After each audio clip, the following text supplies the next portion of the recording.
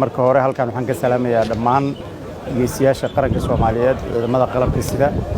daafaha dalka difaaca uga jira meel kasta oo uu yahay runtii waxaan ognahay in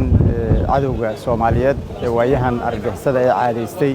dhibaataynta ummadda Soomaaliyeed inay u soo jeesteen oo ay shaqo adag ka qabteen ciidanka xoogga dalka Soomaaliyeed waxaan ka wada warhaynaa dhul aad u ballaaran oo boqolaal kiiloomitir in laga xoreeyay waayihii la soo dhaafay ciidankaas wuxuu mudan yahay in la garab istaago loo hiiliyo waxaan ognahay in Ilaahay uu amaanay kuwa dalka iyo dadkooda difaaca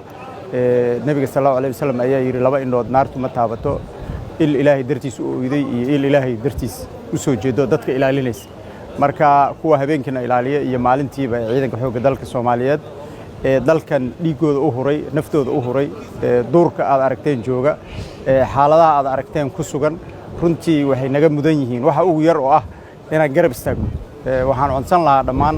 haddaan nahay dadka dawladda ka tirsan haddaan nahay shacab haddaan nahay ganacsato haddaan nahay culimo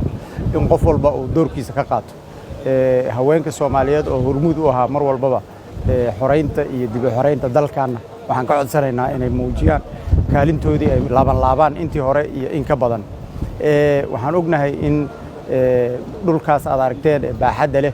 ay wiilasheenii ku maqan yihiin sidii ay uga soo sifayn lahaayeen cadowgan dalka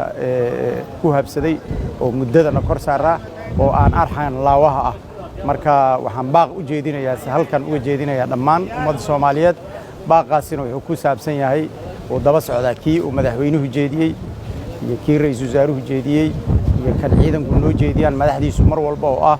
inaan garab taaganahay ciidanka Soomaaliyeed ciidanka qalabka sida meel kasta oo joogo gaar ahaan kuwa daafaha uga jira difaaca